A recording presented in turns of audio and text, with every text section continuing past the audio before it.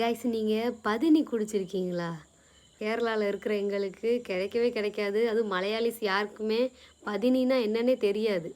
அதனாலேயே நாங்கள் வந்து கேரளாவிலேருந்து ஊருக்கு போயிட்டோம் அப்படின்னா நாங்கள் பதினி வந்து எங்கே கிடைக்குமோ அங்கே போய் எப்படியாச்சும் ஒன் டைமாச்சும் குடிச்சிடணும் அப்படின்னு நினப்போம். அன்னைக்கு நாங்கள் ஃபேமிலியாக எல்லாருமே போயிருந்தோம். எல்லாருமே அந்த வீடியோ பாருங்கள். ஸோ மதியண்ணனுக்கு வந்து ஒரு கிஃப்ட் ஒன்று வாங்கிட்டு போயிருந்தாங்க, ஒரு ஷர்ட்டு. அதை கொடுத்தோடனே மதியண்ணனோட சிரிப்பு பார்க்கும்போது ரொம்ப ஹாப்பியாக இருந்துச்சு. இந்த அன்னைக்கு வந்து சொன்னாங்க காற்று அதிகமாக இருக்குது, அதனால பதினி இல்லை அப்படிங்கிற மாதிரி சொன்னாங்க அந்த அண்ணன். ஆனால் கிடைச்ச பதினியே அதிகம்தான். நாங்கள் ஃப்ரெஷ்ஷான பதினியை குடிக்கும்போது, அதுவும் அந்த பதினி குடிக்கிறதுக்கு அந்த அண்ணன் வந்து ஓலையில் வந்து பட்டை செஞ்சு தந்து அதில் குடித்தோம் பாருங்கள். அப்பா செம்மையாக இருந்துச்சு கைஸ், செம்ம. ஆனால் இந்த வேலை வந்து ரொம்ப கஷ்டமானதுன்னு என் மனசில் தோணுச்சு. இந்த பதினி எடுக்கிறது, பனையிலேருந்து பதினி எடுத்து கருப்பட்டி செஞ்சு அதை சேல் பண்ணுறது ரொம்ப கஷ்டம். ஏன்னா ரொம்ப வெயிலில் இருக்கணும், ரொம்ப ஸ்ட்ரென்த் வேணும். அந்த மாதிரி வேலையாக இருந்துச்சு என் கண்ணால் நான் பார்க்கும்போது. அதனால் நான் சொல்கிறேன். ஆமாம்,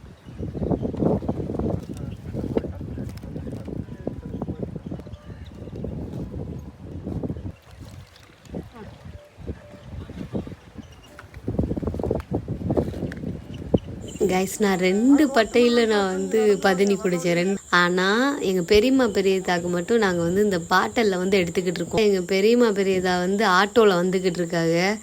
மகன் வந்து தகப்பனையும் தாயையும் எப்போ வருவாங்கன்னு எதிர்பார்த்துக்கிட்டு இருந்தாங்க. பெரியதா வந்து எப்படி ஒரு கேரக்டர்னா, ஒய்ஃபுக்கு தான் ஃபஸ்ட்டு ப்யூரிட்டியை கொடுப்பாங்க. சேம் அதே மாதிரி தான் அவங்க பெத்த மகனையுமே வளர்த்துருக்காங்க. ஒய்ஃபை எப்படி மதிக்கணும், எவ்வளோ அன்பாக நடக்கணும் அப்படின்னு. இப்போ கூட எங்கள் பெரியம்மா வந்து பதினி குடித்ததுக்கப்புறம் தான் எங்கள் பெரியதா குடிப்பாங்க.